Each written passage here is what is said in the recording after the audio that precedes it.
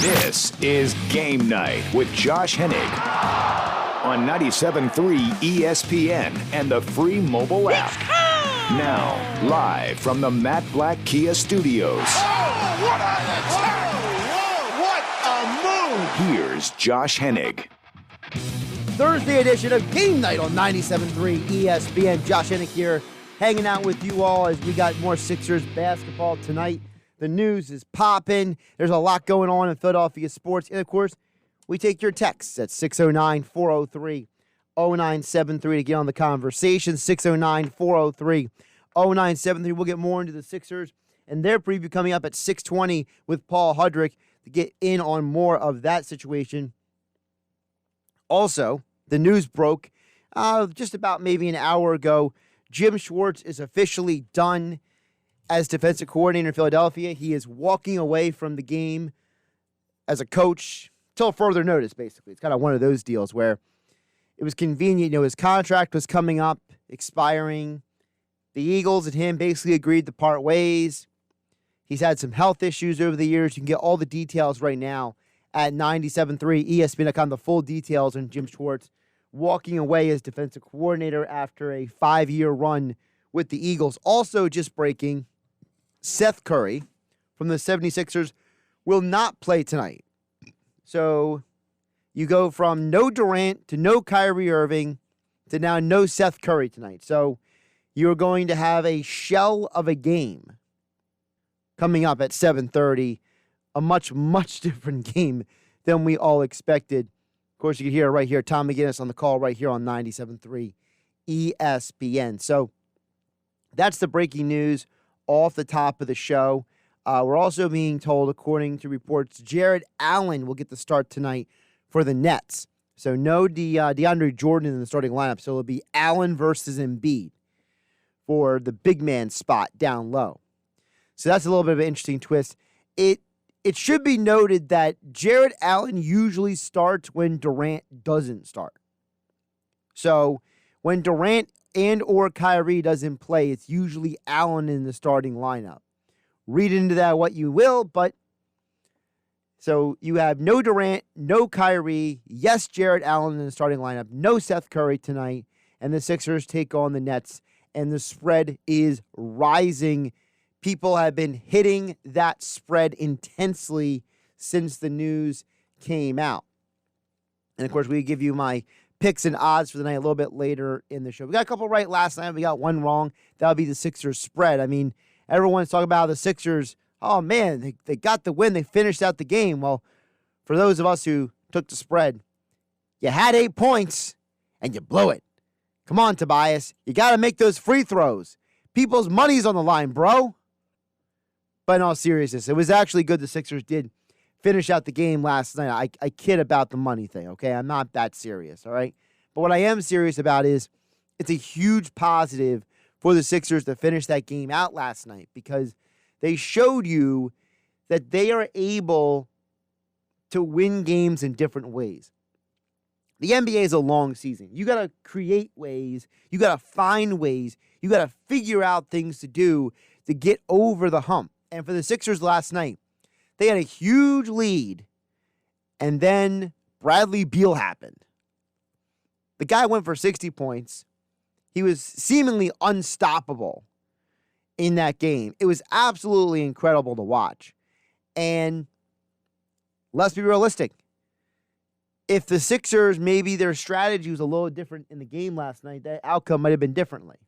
As Broads and Gil mentioned earlier in the Sports Bash. Maybe if Ben Simmons was guarding Bradley Beal instead of everybody else. Maybe Beal doesn't go for 60. Maybe he goes for 48 instead. I don't know what the number would have been, but maybe you don't have to sweat that game out at the end. Maybe you're not worrying about blowing a huge lead. It kind of felt like the Sixers' strategy was to stop Russell Westbrook more than stop Bradley Beal. And whether that's true or not, it's just the perception. And sometimes, you know, the perception kind of takes over what really happened in the game. So, again, Sixers coming up tonight here on 97.3 ESPN at 7:30. An important win for them last night. Probably should be a bit of an easier game tonight with the Brooklyn Nets. They're in Brooklyn, by the way, so they're not at the Wells Fargo Center tonight. Again, coverage begins at 7:30 because they're not at home here on 97.3 ESPN. We'll get more into the Sixers coming up with Paul Hudrick at 6:20. Text board is open, 609-403-0973. To get on the conversation, 609-403-0973. As we mentioned at the top of the show, Jim Schwartz is gone. He has announced his retirement.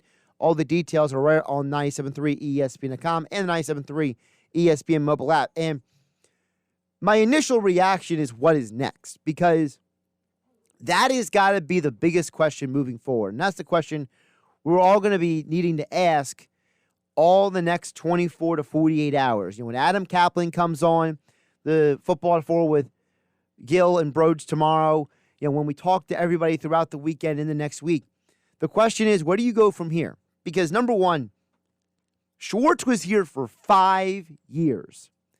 That's a long time to be an established coordinator with a specific kind of defense and have the success that he did. Now, I know there's a contingent of Eagle fans out there who are like, oh, well, Jim Schwartz doesn't blitz enough. They always have these complaints. But yet, Jim Schwartz's defense, the last 3 years, have been top 10 in the NFL in quarterback pressures. 3 of his 5 years, they've been top 12 in points allowed over those years. And also, according to ESPN stats and info, the Eagles ranked among the top 10 in rushing defense, red zone defense, third down defense, scoring defense, and takeaways over the last 4 of the 5 years, not including this current past year when there was about 200 injuries on the Eagles roster. So you're losing a level of consistency for the Eagles defense. And I want to know where the Eagles go from here. Don't forget that Jim Schwartz was not Doug Peterson's, hand-picked guy. This was one of those, you might call it an agreements, an arrangements. One of those deals where it was like, you two got to work together, whether you like it or not.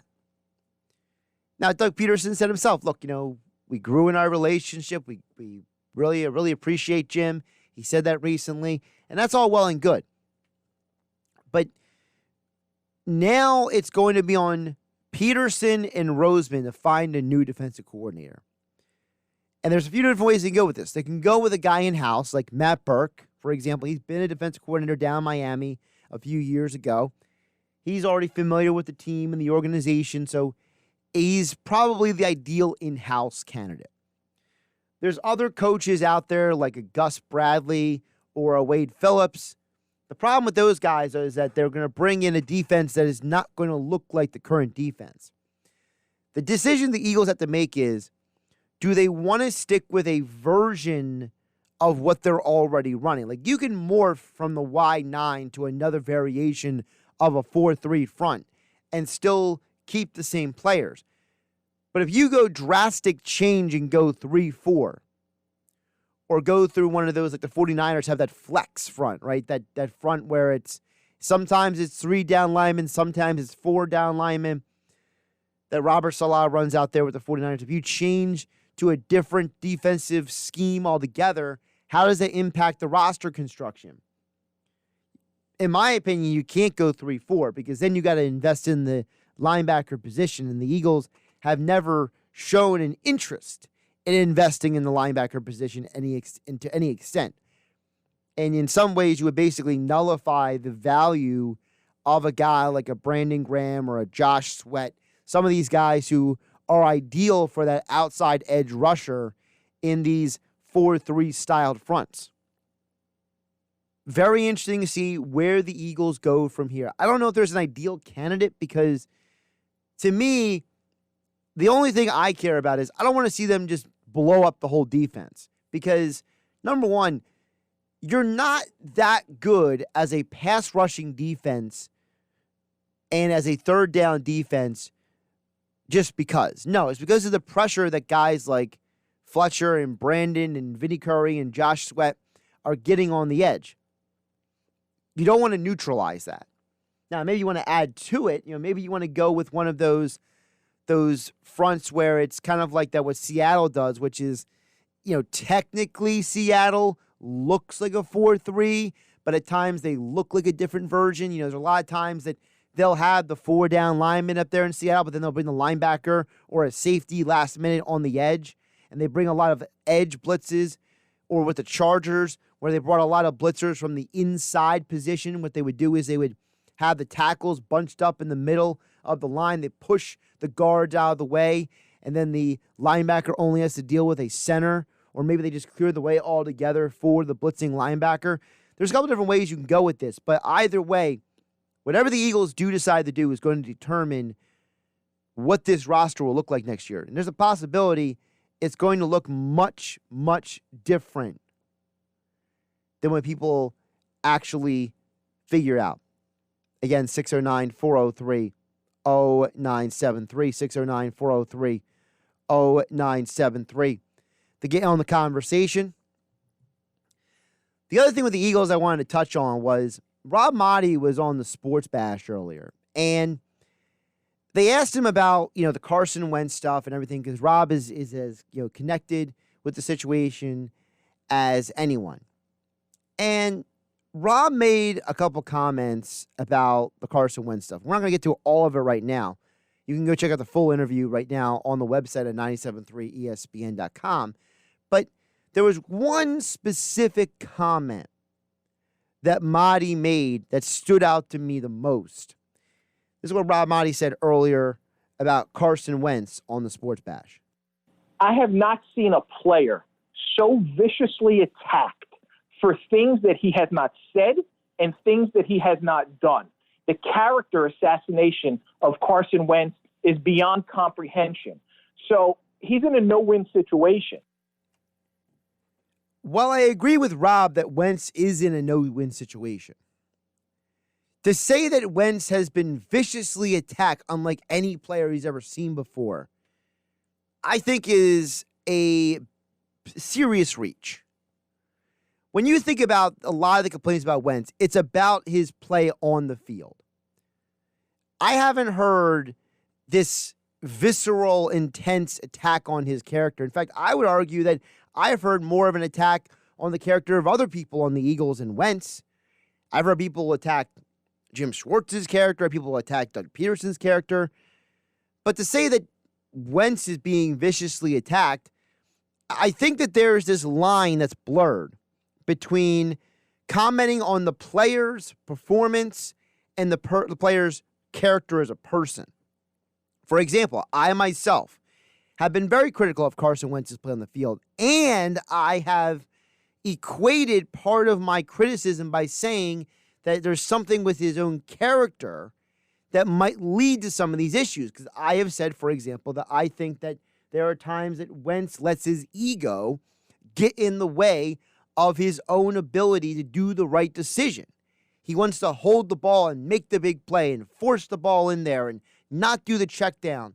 And to me, in my opinion, and I don't know Carson Wentz personally, but I believe from my perception, when I hear him say, I don't need to change anything, I don't need to do fill in the blank, whatever that is, to get better, whether it's, mechanics or, scan the field better or whatever it may be, whatever he could get up there and say. There's a variety of things that Wentz could say. We hear athletes all the time. What do you need to get better at? Oh, well, I need to get stronger. What do you need to get better at? Oh, well, I need to clean up, my ability to process information quickly. There could be some generic answer, but the fact that Wentz has been apprehensive to say those things, to me, is a sign that there's a disconnect there. I genuinely believe that Carson Wentz off the field has a disconnect with what is happening on the field. I don't think in any way me saying that there are times that Wentz's play reflects a character flaw off the field would be considered a vicious attack on his character, but to maybe someone it is. And listen, there are Eagle fans out there. There are people who cover the NFL who have had some aggressive things to say about Wentz in the last year. But grow up. Grow a thick skin. People say mean things about you all the time. This isn't kindergarten. We're not in fourth grade. Go cry to your mommy and say, Joey called you stupid. If Wentz can't handle the heat, he should get out of the kitchen. You're an NFL quarterback. You're in the limelight. You're the second overall pick. People are going to say mean things about you. People are going to say mean things about you, about your family, about your life, about your faith, about your world. People aren't going to like the way you look, the way you talk, the way you act. It's just the way it is. Not everyone's going to like you. And if people's opinions are affecting Wentz, and Wentz is concerned about not speaking to the media about certain things because he's afraid of what will come back at him, listen, maybe that's a whole other conversation needs to be had. Maybe the problem then isn't per se what people are saying about Wentz. Maybe it's how Wentz is handling it. I don't know. I'm not a fan of the idea that Wentz might not have the thick skin enough to handle being in Philadelphia anymore. Just throwing the thought out there. We'll get to your text a little bit later in the hour at 609-403-0973 to get on the conversation. But coming up next, Paul Hudrick will join us, Sixers insider for 97.3 ESPN.com. Sixers Nets tonight at 7:30 on 97.3 ESPN. I'm Josh Hennig. This is Game Night on 97.3 ESPN FM and the 97.3 ESPN mobile app powered by First Bank of Sea City. You're listening to Game Night with Josh Hennig on 97.3 ESPN and the free mobile app. We'll go back to your text in just a bit at 609-403-0973. A lot to get to, though, in just 1 hour to do it here on Game Night. Josh Hennig hanging out with you, of course. Game Night being brought to you by weightliftinghq.com. You make sure you use that code radio10 at checkout for 10% off your entire order. Bench press, squat racks, kettlebells, dumbbells, resistance bands, cardio and fitness machines, whatever you need to help you meet your 2021 fitness goals. Weightliftinghq.com is there to help you. They will deliver it right to your house, help you get all set up with the equipment so you can work out from the comfort of your own home. That's weightliftinghq.com, radio 10 for 10% off your entire order at checkout at weightliftinghq.com. To get more on the Sixers Nets tonight, joining me right now on the Boardwalk kind of hotline, Paul Hudrick, our 97.3 ESPN.com Sixers insider, joins us right now here on 97.3 ESPN. Paul, how you doing tonight? I'm great, Josh. How are you, man? Doing pretty good. So it's been a very interesting news day for the Sixers-Nets game. First, we knew Durant was going to play all week, but now all of a sudden Kyrie's not playing. Seth Curry is out. So, this game has definitely lost some of the shine on it for sure. Yeah, definitely. I just put out a tweet a little bit ago when we saw that Kyrie wasn't going to play. I was really interested to see what kind of adjustments the Sixers were going to make. Just let Bradley Beal score 60 on him last night, so I was kind of interested to see what they would do with Kyrie, if maybe Doc Rivers would go to Ben Simmons in this game. Doc Rivers mentioned that he didn't do that. He liked Ben as kind of that roamer and kind of like that free safety kind of play, switching out on certain things, but maybe that strategy would have changed if Kyrie would have gotten hot tonight. But we won't see that, unfortunately. But I will say this. As much as I was looking forward, I think all of us were looking forward to that test of, because the Sixers have played a weaker schedule. They've taken care of business, but they played a weaker schedule. So as much as maybe we were all looking forward to that matchup to see that test of him playing KD, Kyrie, this offers a different test because now those guys are out and the Sixers are without Seth Curry. So this is a game that maybe in the past the Sixers would have overlooked the Nets. The second game of the back-to-back, there are two star players out. Let's see how they react. Let's see if they take care of business on a game where the matchup has lost a little luster. Let's see how they react to that. So I think that could be a test in and of itself. Now, you mentioned that test. There has to be an element for the Sixers because I know Doc Rivers was not going to divulge to you guys when you spoke to him before the game about Joel Embiid and his minutes and what he's going to be like on back-to-back. But I have to wonder that Doc is going to, take a temperature of the room, right? He's going to sit there and maybe look at the situation and be like, look, maybe if Embiid is not engaged or some other player isn't engaged, maybe he has to play them less, maybe protect them from themselves a little bit. I think context matters in all these situations. I think that's what Doc was trying to get across with us, a few minutes ago. And I think what he's really good at, and this just comes, I think, with being a coach for 20 years in the NBA and just dealing with the media. He's really good at just giving you good answers, but not giving stuff away. And that comes to, with injuries, with load management, with strategy in general. I think he's good at giving you good answers without giving, without giving up anything too revealing. And I think that's where he is with this Joel Embiid thing. I think he doesn't want. He's doing it because he's not doing it on purpose. He's not being evasive on purpose. He's doing it because he doesn't want to pigeonhole and someone to turn something around on him and say, well, you said Joel Embiid was going to play in this situation. Now he's not. So, and I think with the Cleveland game that he missed, that was the goal was for him to play. He was supposed to play that night. He had a slight tweak in his back, some stiffness, and they said it's not worth it, so let's not play him. Tonight, I would assume he's feeling good. Not a long travel going from Philly to Brooklyn in a back-to-back. So I think in this situation, Joel's probably feeling good, feels healthy, so Doc feels comfortable letting him play. To your point, if things start going south or a guy doesn't look right or engaged, maybe Doc does look to do that. But from what I've seen, and I think what we've all seen with Joel Embiid through the early part of the season, he has looked locked in every single night. So I would expect more of the same, and I'd be really disappointed if he's not.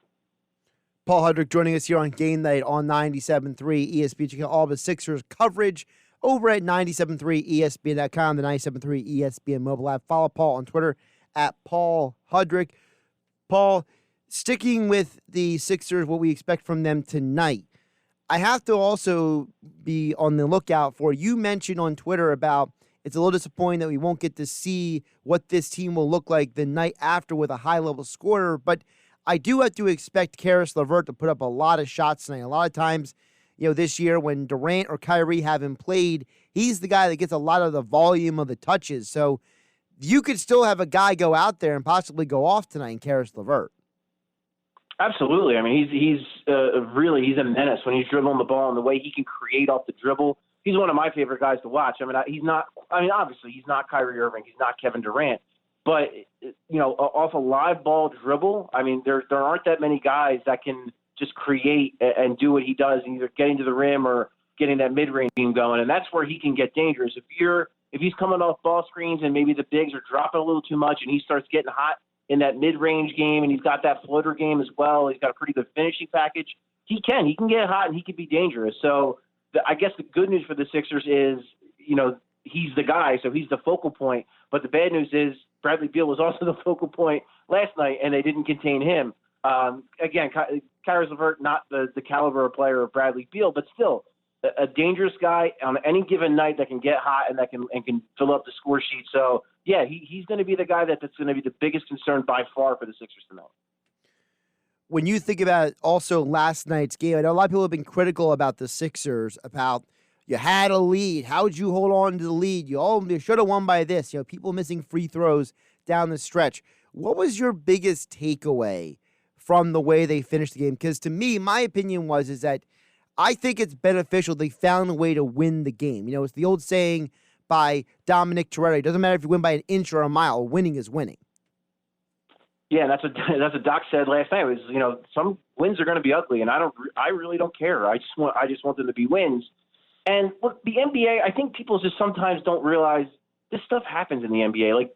The fact that they had two basically wire-to-wire blowouts against Charlotte, that kind of thing doesn't normally happen in the NBA. And you have a team like the Wizards who are, their record isn't great, but they score, and they can score a lot. They're one of the highest-scoring teams in the NBA. They don't play defense, which we all saw, which is why the Sixers hung 140 points on them, but they can score. And when you have a guy like Bradley Beal, could the Sixers have done things maybe a little bit differently to take the ball out of his hands, maybe affect him a little bit more? Sure, I think they could have.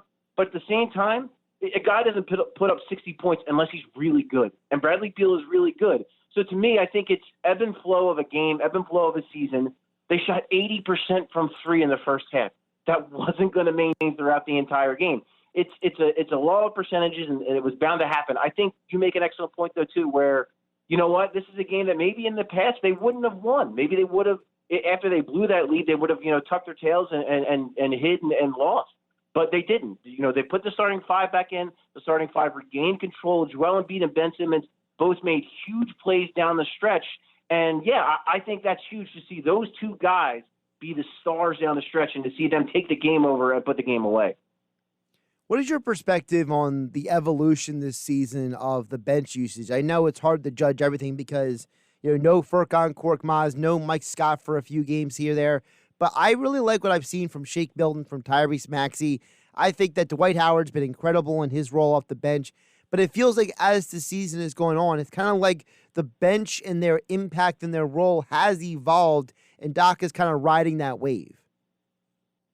Yeah, it's so. I mean, obviously, look, every coach is different, and every and personnel is different, and that dictates a lot of things. But Doc definitely likes to put.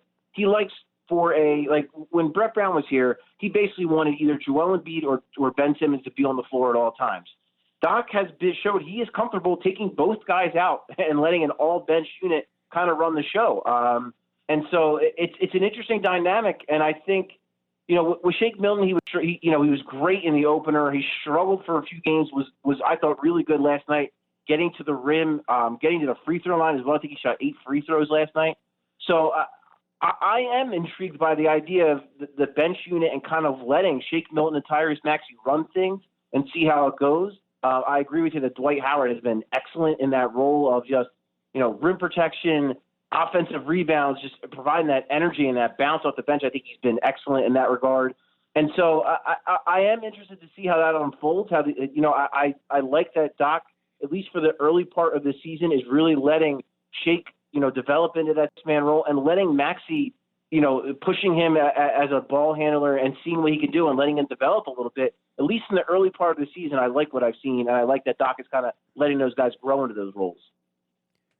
What is your expectation for how then that might morph when some of these guys who have been injured come back? Because I don't think Mike Scott's going to be like a huge role player, but he obviously does have a role on this team. And then when I look at Furkan Korkmaz, game 1, he was one of the first guys to come off the bench. There is something there, right, when it comes to the roles of those guys on this team.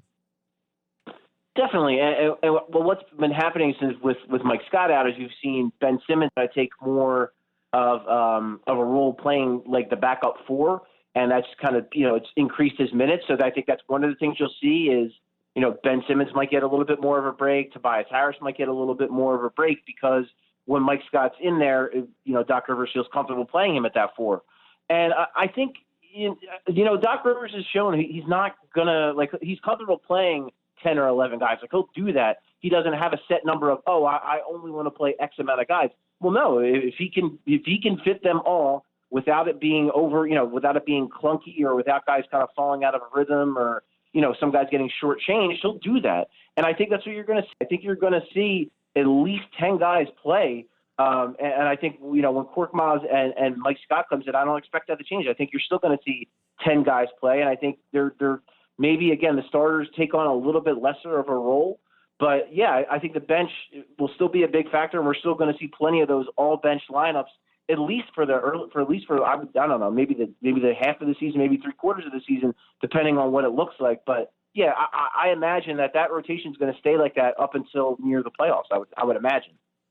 Paul Hudrick joining us here on GameNight on 97.3 ESPN. Follow him on Twitter for all of your Sixers coverage over at Paul Hudrick on Twitter. Check out his work over at 973ESPN.com, our Sixers insider for us here on 97.3 ESPN FM and the 97.3 ESPN mobile app. Paul, this game was supposed to be the first real test, a lot of people believed. And now the next test would be Saturday versus the Nuggets. And then the schedule is very interesting. Saturday versus the Nuggets. Monday versus the Hawks. Tuesday versus the Heat with the back-to-back then on Thursday. And then you have the Celtics a couple games after that for back-to-back. What do you expect to see from this team as we start hitting that stretch of what most casual people would call the more serious matchups? To be honest, I'm as intrigued as anybody because I really don't know. I don't know what the team's. It's looked really good, and I think they've risen to the occasion again against some lesser competition. But you still have to win games, right? I mean, you still have to show up, you still have to play, and you still have to play the right way. As we saw with the Sixers team in the past, on the road especially, they could lose any night on a given night in the NBA. So I guess the biggest thing is for me, I'm just really intrigued to see how they react. Are they gonna? Will they step to the challenge? And consistency, because as you mentioned, the schedule just gets so tough, and there's really no off nights. There's no Charlotte Hornets or New York Knicks mixed in the next couple of weeks. It's every night. It's a tough game. So I'm interested to see how at some point they're going to lose, a couple games, right? They're going to lose a game or two, especially with how hard the schedule is. And I want to see how they bounce back against stiffer competition. And I want to see, how Ben Simmons is going to look offensively against some of the tougher defensive teams, and how, the Sixers defense has been excellent so far, but they haven't really faced any good offenses. So how are they going to look against a team like the Celtics and Jason Tatum and Jaylen Brown, or how are they going to look against Jimmy Butler? So I'm just, like I said, I'm as intrigued as anybody. I don't know what to expect. So far, the early returns have been good as far as their focus and their consistency, but I really want to see how it's going to how that's going to go, how they're going to react when they play some of these better teams, and then when they win and when they lose against some of these better teams.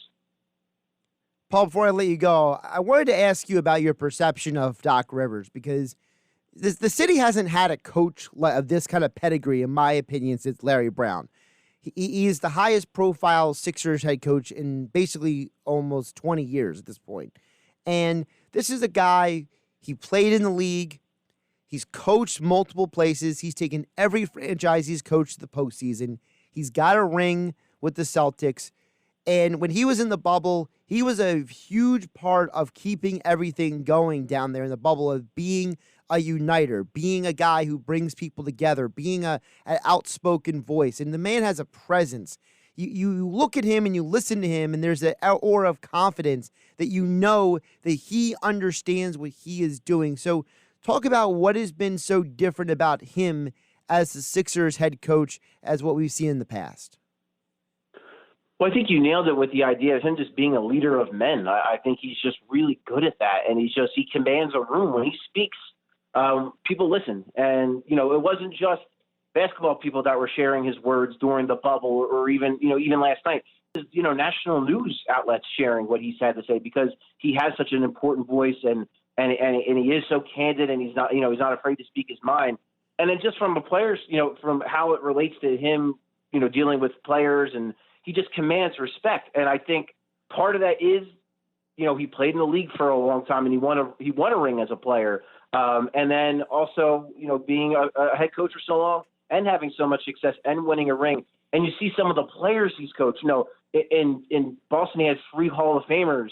In LA, he had Chris Paul, who's going to be a Hall of Famer, in my opinion. And then he had Blake Griffin and DeAndre Jordan, and just kind of how he balanced all those big personalities and those big-time players and those big egos, and the way he was able to get the Clippers to really be relevant for the first time in a long time. And that's why, to me, I was very shocked when I saw the reports come out of the Clippers last season, and how things kind of went south there, because I always viewed him as that kind of guy who was, had such a powerful voice, and had commanded such respect, and had such cachet around the league. So I was really surprised, and I think part of it is because he was pushing back against a lot of things, and I think so maybe his voice was kind of marginalized in LA. I don't want to speculate too much on that, but I think here it's clear, he's running the show, and I think, Ben Simmons, Joel Embiid, I think they bought in and they listened to Doc, and especially with Ben Simmons.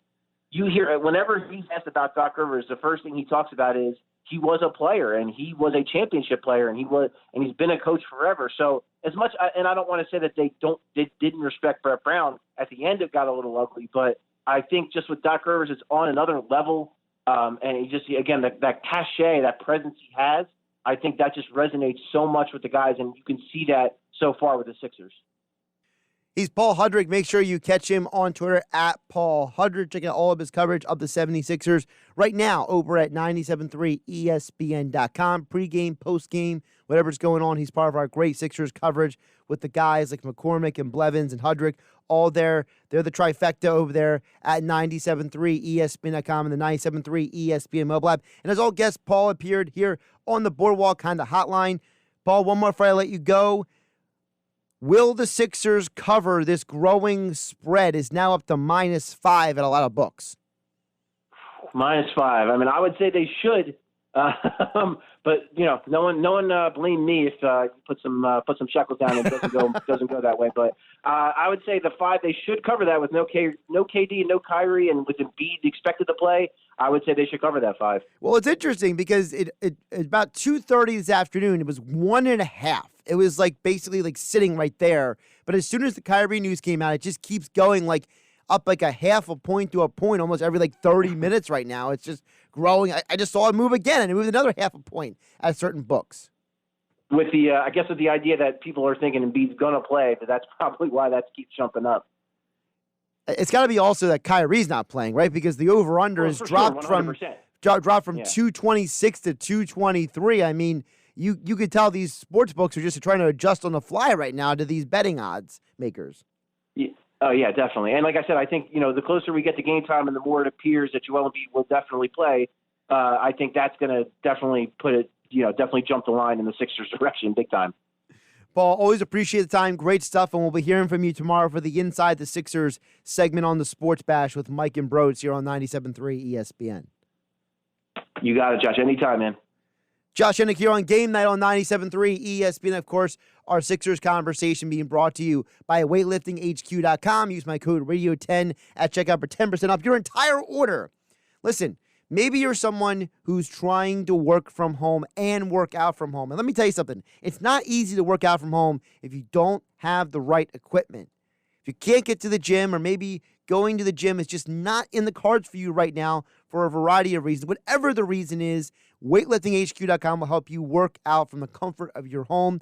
Benches, squat racks, kettlebells, dumbbells, cardio and fitness machines, resistance bands, and more. Whatever you need, weightliftinghq.com will help you meet your goals. Hey, listen, for years, I used to have a stationary bike sitting right in front of the TV. So when I was playing sports when I was younger, I would ride the bike at night while watching TV or playing video games. Listen, you could do a similar thing. Just stick maybe a cardio machine in front of a TV. Maybe that's your workout each day. Whatever way you want to work out, weightliftinghq.com is there to help you. Use the code radio10 for 10% off your entire order at checkout at weightliftinghq.com. Text board is open at 609-403-0973 to get on the conversation. 609-403-0973 here on Game Night on 97.3 ESPN FM and the 97.3 ESPN mobile app. It's free, thanks to First Bank of Seattle City. Now, more Game Night with Josh Hennig on 97.3 ESPN and the free mobile app. Josh Hennig here. You can follow me on Twitter at Josh Hennig on Twitter. That's at Josh Hennig. You can bug me, harass me. Some of you have some nice things to say to me on Twitter. Some of you just go out of your way to just harass me. It's funny, though. Some of the comments are pretty funny.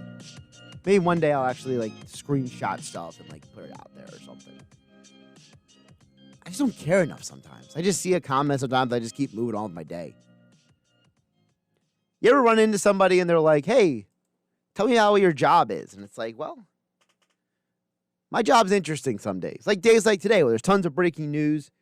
Again, no Seth Curry tonight for the Sixers. No Durant. No Kyrie for the Nets. Be an interesting game for the Sixers. Jim Schwartz walking away from the Eagles in the NFL to take some time off from coaching altogether. So it's been an interesting sports day like today.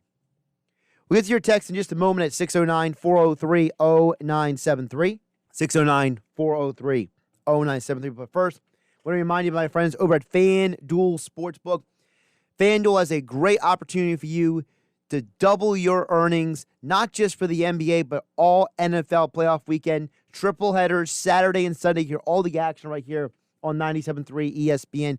And you get in all the action with FanDuel Sportsbook because the same game parlay is just such a unique opportunity for you to increase your odds on your winnings. Here's how it works. You go to FanDuel Sportsbook.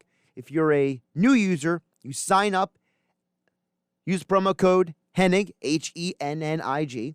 You get access to all kinds of great bonuses and promotions with that promo code. It's Hennig, Hennig.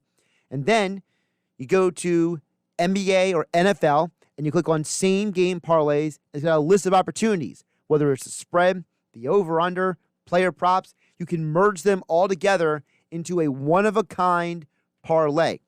If you've already been using FanDuel Sportsbook, you can get on the Same Game Parlays right now for any of the NBA or the NFL action with FanDuel Sportsbook. Again, for those who are signing up, use the promo code Hennig to get all kinds of bonus promotions and opportunities like risk-free bets on that Same Game Parlay as well as risk-free on other types of bets with the promo code Hennig. Again, FanDuel Sportsbook, the promo code is Hennig. Must be 21 or older to play. Gambling problem, call 1-800-GAMBLER. Promotions only valid to New Jersey and PA residents. All right, so I got a couple picks for you guys right now. First of all, because of Kyrie Irving being ruled out of the game, I was already going with this one prop bet, but I'm sticking with it. And I'm going all in on, right now, Karis LeVert over-under on the points, rebounds, and assists total is 34.5. I'm going all in on Karis LeVert, and here's why. Karis LeVert is a stat sheet stuffer. He's one of these guys who just fills up the stat sheet. Whether his team is winning or losing, it just doesn't matter for this guy. Look, listen to the couple of the games that he has played without either Kyrie or Durant in the lineup already. In the game versus Utah, he had 24 points, 5 assists, and a rebound. That in and of itself right there is a total of 30. Earlier this year against Memphis, he had 28 points, 11 assists, and 4 rebounds. What does that add up to? 43. So he already has a history, not just last year, but this year of filling up the stat sheet. So give me the over 34.5. You would have gotten it earlier in the day, you would have gotten it at 26.5. But with Kyrie Irving being ruled out, that's a whole other conversation. Also, the Sixers right now, let's see what the latest number is. On FanDuel Sportsbook, the latest number is 4.5 is the spread. And you see at some sportsbooks, it's still at 4. Certain ones is moving up to 5 now. I think the Sixers covered this spread. I know they didn't cover it last night, but that was a fluky situation. I mean, how many times is Tobias Harris going to miss free throws? If he makes those 2 free throws, you're probably going to be on your way to covering last night. So, listen, you do the same game parlay, you throw in Karis LeVert, maybe you go on a player prop like a guy like Shake Milton. You know, without Seth Curry in the lineup, maybe Shake Milton gets a little bit more offensive run in the game tonight. Let's double check here to see the Sixers officially announced the starting lineup for the game tonight. Let me just looking through the scroll here. I don't see an official starting lineup for the game tonight. So, but I'm going to assume with no Seth Curry that is probably a sign that Shake Milton's going to get a little bit more run. So the last time I checked, Shake Milton was at 13.5 on the over-under on the points scored. So be interesting to see what happens there. A couple other things, a couple ideas for you guys tonight. Nikola Jokic, the over-under on his assists tonight is 9.5. He's only had one game the entire season in which he has not had double-digit assists. He's one of the NBA league. I think he actually leads the league in assists. So over the 9.5 feels like a pretty safe way to go there. Also in the same game, Mavs versus Nuggets, the over-under currently, let's get the latest number for you, is sitting at 223. So I would take the over in the Mavs-Nuggets game. The Nuggets are not the same defensively without some of the losses they had this offseason. They just don't have the same ability to stop guys on the perimeter. And the Mavs are a team that can put up a lot of points in a quick amount of time. Luka Doncic, I mean, he's an MVP candidate. Jokic, he's an MVP candidate. I expect both of those guys to have big, big games tonight. So maybe you want to do that same game parlay with FanDuel Sportsbook and merge that Mavs-Nuggets 223 with that over 9.5 on the Jokic assists.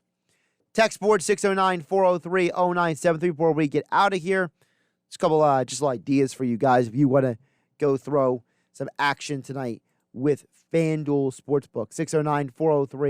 609-403-0973. Dan from EHT says the Sixers, it's addition by subtraction of the coach and the players. The Sixers are clearly better this year than last year.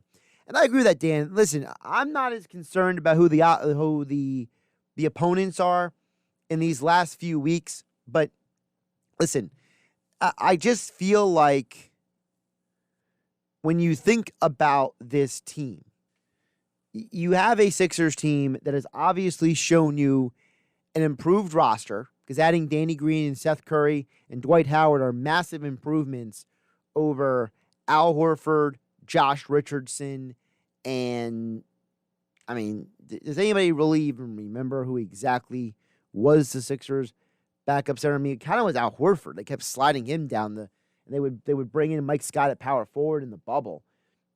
The Sixers haven't really had a competent, good backup for Joel Embiid since Nerlens Noel was here, and Dwight Howard's playing even better than Nerlens Noel did back in the day. So, for me, I agree with you, Dan. I think the Sixers are definitely better this year. I think the coaching thing, to me, listen, I was not one of these people who was calling for Brett Brown to be fired all the time, but if anybody doesn't understand that Doc Rivers is a serious upgrade over Brett Brown, I don't know what sport you're watching, because Doc Rivers has more pedigree and more cachet around the league and with the players in the locker room than Brett Brown could ever have. A former player gains a lot of respect from other players, and Doc is a great communicator. Doc is a guy who, he's a uniter. He's somebody who bridges bodies of water. He's someone who says A and B, I'm going to bring you guys together. And that's part of the reason why he's a great coach. He's a guy who unites a team because he understands how to talk to people. He doesn't talk down to people. He doesn't talk at people. He talks to people. That's a huge deal. Sixers Nets coming up at 7:30 tonight on 97.3 ESPN. I'm Josh Hennig. This has been Game Night. I'll catch you tomorrow.